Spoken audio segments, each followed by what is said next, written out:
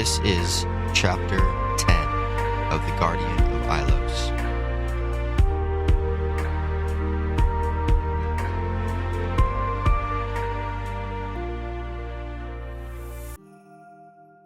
Flashes of fire exploded from the mouth of the phoenix as Mina fought to keep the beast at bay. The two creatures twirled and swooped, twisting like birds of prey. The demon dog roared, imbued by the strength of the stone. Flames of his own sprouted from his mouth in anger. It wasn't long before half the ship was covered in flames. Nelson staggered to his feet, ducking out of the way of a falling beam, leaning hard against the forward mast. Little by little, the flames crept closer to Sid. The race was on. He had to get over to his friend before the fire took her. He called out for her, his voice hoarse from all the smoke. "Can you move, Sid? We gotta go." The closer he got, the harder it was to see her. Smoke stung his eyes, forcing him to cover his face with his arm. Sid's feet started to move, the locket glowing faintly in her hand. "Nelson," she coughed. "Is that you?" Black stains marked her cheek from the smoke billowing around her. There wasn't much time. Too much longer and she'd be... An explosion of embers burst between them. In the time it took Nelson to stand and walk over to Sid, the crossbeam above them holding the mast lost all of its integrity. Sid disappeared behind the flames, the way blocked by fire and debris. Nelson tried to push his way past, but the heat was too intense. He had no choice but to retreat. Behind him, he heard a massive collision. "Back, you worm! Back to the fires from where you came!" Mina cried, hovering over the body of the demon dog. "This isn't over," he growled, retreating back to the edge of the ship. "I got what I came for. It's only a matter of time now. And when the master comes, your precious world will fall." Mina and her majestic companion landed just in front of Nelson, trapping the demon dog between the burning mast and the railing of the ship. The whole deck shook. Mina stared at the beast, poised, ready to attack. He had nowhere to go. Then, with a flash of red, the demon dog transformed, leaping over the side of the ship. Scales replaced its fur, and fins sprouted from its side as it plummeted toward the glassy black sea. Silence ensued, and no one dared move. Mina and Nelson just stood there, waiting, watching, making sure the beast had gone for good. It was Mina who broke the silence. "Nelson," she called from her mount, "we need to go. Where is your friend?" She sheathed her sword and reached out her hand. "We don't have much time." "She's hurt," he cried. "There," Nelson pointed in the direction of the growing fire. "And the marmot?" Mina asked, pulling the phoenix around to face them. I don't know. I lost him in the fire. What do we do?" "We need to get off this ship," Mina beckoned with her hand. "No, we can't leave them," Nelson yelled. "Listen to me." Mina's tone turned motherly, but not the soft kind of motherly. No, this was one step from the clenched teeth, quiet yelling moms do in public when you aren't listening kind of motherly. "Our best chance of finding them is to get off this ship. If we don't, we will run aground. We have to go, now." Only then did Nelson see the jagged cliffs jutting out from behind the flames. They were headed straight for them, and fast, too fast. Nelson had to jump as he reached for Mina's hand. The ship made contact with the reef, throwing everything into chaos. Mina had to take off and flew just out of reach of his reaching fingers. It felt like he was moving in slow motion as he floated in midair, scrambling to find anything to hold on to. Luckily, something grabbed hold of him. Massive talons gripped Nelson around the waist, and everything turned upside down. Just in time. A second longer, and his body would have looked like the rest of the ship, decimated by the cliffs. Then it dawned on him. Sid. Was she still on the ship? Could she survive something like that without her strength? His eyes searched frantically for signs of life. Nothing. A wave of guilt washed over him, just like the waves over the shattered planks of the wood below. How could he do that? He just left her. He swore he'd never do that. He promised he'd never leave someone he loved behind. And here he was, safe, while his friends were lost to the ocean below. After a while, the roar of rushing wind and crashing waves eventually overtook the sound of wood creaking and snapping against the jagged cliffs. And although darkness shrouded most of the world below, the moonlight fought against it valiantly, revealing a patch of land. An island. An island with a massive staircase winding itself up through the cliffs. 2 large stone walls stood looming over the beach below, and behind them, a castle. The castle had definitely seen better days. One of its spires had completely caved in, and the massive door had been ripped off its hinges. Nelson could see claw marks adorning its walls. The dragon, Nelson thought. This must be Ailos. Is that it? Nelson shouted against the wind. Is that Ailos? Mina yelled something back, but Nelson couldn't make out what she said. He only assumed that it confirmed his suspicion. Mina set them down just outside of the walls in a cobblestone plaza, similar to the one with the old church. The appearance of the shops looked just as bad and abandoned as the seaside village where they first arrived. Nelson had a hard time feeling glad about being here. Yes, he no longer had to trust the talons of a strange bird, but this place didn't scream safety either. After setting Nelson down, Mina and the creature circled around and landed next to him. Mina dismounted and gave the creature a pat on the back. She whispered something in its ear, and it responded with a nudge of its beak. Nelson didn't know what to do. He suddenly became aware of the fact that he didn't really know Mina. Not to mention, he still felt horrible about leaving Sid. As she walked up, he decided to go in for a handshake. Mina grunted and gave his hand a gentle slap. Get in here. She grabbed hold of his shoulders and pulled him in for a hug, lifting him off his feet. Praise the Maker. Alive! You're alive! Her familiar excitement and rambling was weirdly reassuring. After another big squeeze, Mina let Nelson down. She kept her hands on his shoulders, but knelt down to meet him eye to eye. I'm sorry, she said. I was stuck. Too stuck. Her eyes looked sincere, a small puddle of tears growing in the corner of each. Her tone shifted as she looked off behind Nelson. That screaming evil demon, she let out a sigh. He tied me up. He locked me away. Mina stood up and patted the phoenix-like creature on the neck. Good thing Sheila here heard my call. Are you okay? That was a nasty beast. I think so. Nelson wanted to go back for Sid. He didn't want to think about himself anymore. Stories, Mina whispered. No, I'm telling the truth. Yes, no lies, I see. Mina patted his head.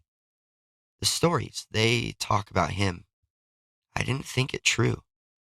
Old, very old stories. Haven't seen a worm like that before. A worm? Asked Nelson. Yes, a serpent. Ancient, shifty, those ones. The creature at Mina's side didn't seem to like that phrase. It turned and looked down its beak, then puffed out a breath of smoke. Mina's hood blew back from the force of it. No, I don't mean you. You know, you're not like them. Well, yes, you are. Right, but nice. Yes, you are a nice one. Mina looked back at Nelson and smiled, realizing he had probably never seen a Sheila before. Oh, Sheila, she is very nice. Friends. Friends for a long time. Not a demon. No, not at all. She has been with me since I arrived here. Saved me, she did. It was a long time ago. At least, I think. Nelson was having a hard time keeping track of things, so his mind started to drift. He couldn't stop thinking about Sid. And when his mind finally came back, Mina was explaining how Sheila had found them. Never would have seen us in the fog. Almost lost. Lost. That would have been bad. Anyway, this worm is a sign that the stories are true. The Ancient One has wakened. Ancient One? You mean the dragon? Nelson asked. Yes, Mina looked nicely surprised. The stories call him Ailos. You've heard, have you? Nelson ignored the question. And when you say awakened, you mean they have the dragon's breath now, young Nelson. Mina sighed with another brush of Sheila's beak, and Sheila nudged back. The two of them really did have a connection. The mention of the dragon made Nelson uncomfortable. His first instinct told him to reach into his pocket, but when he did, he found nothing there. Comfort didn't live there anymore. He'd have to find some other way. Come, Nelson, we need to find your friend, Mina said. The Guardian. She is our only hope now. She leaned over and stretched out her hand. This time, you can ride up top. Mina smiled, and Nelson felt his eyes start to water. Triggered by her kindness, her gentleness, her failure to mention his fault in the matter, the whole weight of his actions barreled down on him like the waves crashing against the cliffs. He turned and hung his head in shame. I didn't deserve to get rescued, he muttered. I'm the reason we're all in danger. The reason that dragon is coming. It's not your fault, Mina said. Her tone shifted. She sounded soft and comforting, unlike her normal frantic self. Perhaps a glimpse into something long gone, or something real, trying to return. The tears in Nelson's eyes started to fall. It's my fault. He turned back as he confessed. It's all my fault, Mina. I took the stone. Sid, she told me not to, but he spoke to me. He showed me things, horrible things, things I didn't, things that I believed, things I thought I could. Mina stepped forward and embraced Nelson. He sobbed, and with every breath in and out, he felt a weight lifting off of his chest. Minutes passed, and Mina said nothing until he stopped. She knelt down onto the cobblestone, just like before, and grabbed one of his hands. He showed me too, she said. I saw visions of a world on fire, a world where no one could survive. Mina reached up and wiped the remaining tears from Nelson's eyes. And that wasn't the worst part, she continued. The worst part was when I saw that he had my, well, so, someone, Mina looked confused. Who was it? Who did he have? She looked away. I don't know. No, I do, Her face went blank, and her eyes drifted off into the distance. I've been gone a long time. Stuck. Mina drifted off until her face went blank. Mina? Nelson asked, grabbing hold of her shoulder with his free hand. She shivered and snapped back with a smile. Oh, sorry, she said. I must have been dreaming, a dream of some sort. Come. She jumped up like nothing had happened and pulled him along. Let's find your friend, Sydney Sweet. Sid woke up to water washing over her feet. The sound of waves and creaking wood surrounded her. Her ears were ringing from what must have been a head injury, and her body ached. In her hands, she felt a mix of pebbles and sand as she attempted to replay the recent attack in her mind. All she could remember were snapshots. The beast threw her into the side of the ship. Fire, lots of fire, and then Nelson. Her mind immediately recalled the sight of Nelson being carried away by a giant bird. What was that thing? Oh no, I hope you're okay. Sitting up, she saw in front of her, under the moonlight, a glassy black sea, and pieces of the broken ship scattered across the beach. To her left, she found a daunting cliff face, and for the first time since entering this magical world, she felt small. The humid sea air that hugged her like a wet blanket didn't help. Then her eyes spotted something glistening in the sand beside her, her locket. A wave of relief came over her. With a shaky hand, she reached out and grabbed the necklace. After gently wiping off the sand, she held it to her chest. She could feel the warmth even though it didn't give off the same amount of light. Still, the little light it did give her helped her spot a pile of ship debris, mainly wood and some linens. Underneath, they concealed a satchel, one that Mina used to keep food. She crawled over to it and pushed some of the wood aside. She drew in a sharp breath. Harold! There, beneath the debris, Harold lay next to the satchel, clutching it with his two furry little arms. His eyes were closed and his nose twitching as Sid cleared away what felt like a tarp and some cord. The rise and fall of his chest was a good sign, but there was no way of knowing how bad his injuries were. Quickly, she placed her locket around her neck and threw the satchel around her shoulder, freeing up both of her hands. Oh, Harold, Harold, hold on, buddy. She lifted Harold up and held him, nestled in her arms. A small whimper escaped him as she stood. Shh, I know, buddy, Sid whispered. The light from her locket started to glow brighter, pushing back the darkness. Then she remembered the map. The light wasn't just glowing, it was revealing a path, just like the poem her mom always read. And if the stories were true, it would lead her straight to the breath of the Maker, the secret to stopping the dragon. You see that, buddy? Sid whispered. It won't be long. I'm going to get you fixed up in no time. A small paw reached up and caressed Sid's chin. When she looked down, she saw Harold trying his best to smile. Thank you, he wheezed. Tears pooled in Sid's eyes. His voice was a good sign. A sign of hope. You're welcome, friend. Now, close your eyes and rest. Things are about to get bright. With that, Sid adjusted the satchel across her chest to hold Harold and took hold of her locket. She raised it up and in the language of Ailos said the words, By the Maker's power, grant a light to guide me. The air around them started to stir as the locket began to surge, and with one great burst of energy, a beam of blue light shot out from the locket. Unlike on the ship, this beam streamed directly out in front of Sid, directing her to a long set of stairs at the base of the cliff behind her. The bottom of the stairs connected to a tattered deck that looked a lot like the port from the abandoned town. Must be how they sent supplies, she thought, but no one's used this in ages. A burnt and broken platform stuck out into the water. Large pieces of stone, most likely caused by an explosion, lay strewn out across the beach. Turning towards the stairs, a fire-scorched rope stretched all the way to the top of the cliff. She couldn't believe it. It felt like a dream, but the stiff bristles of cord that pressed into her palm convinced her otherwise. This was it. She had found the hidden island. And now, all she had to do was keep the dragon out. The dragon, she thought. Oh, Nelson, she whispered. What did you do? She felt sad and angry and betrayed, at the sight of him being whisked away. She cared deeply for her friend.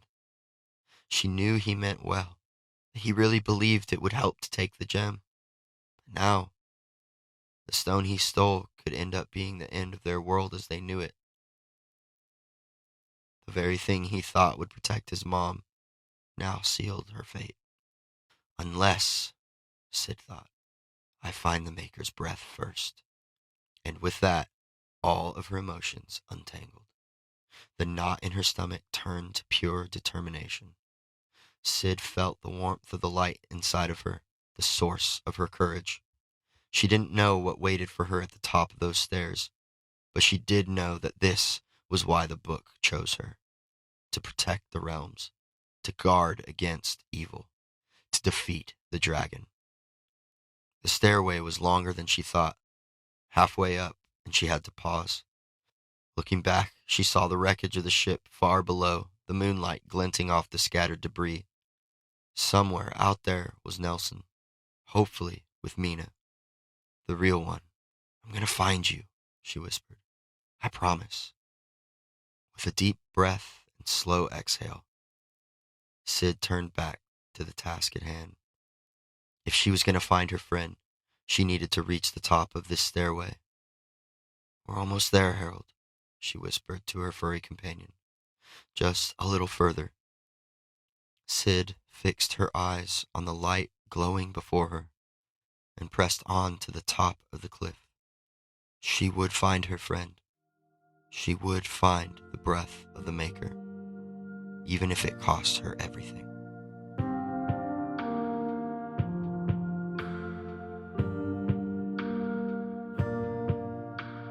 Thanks for listening to Chapter 10 of The Guardian of Ailos.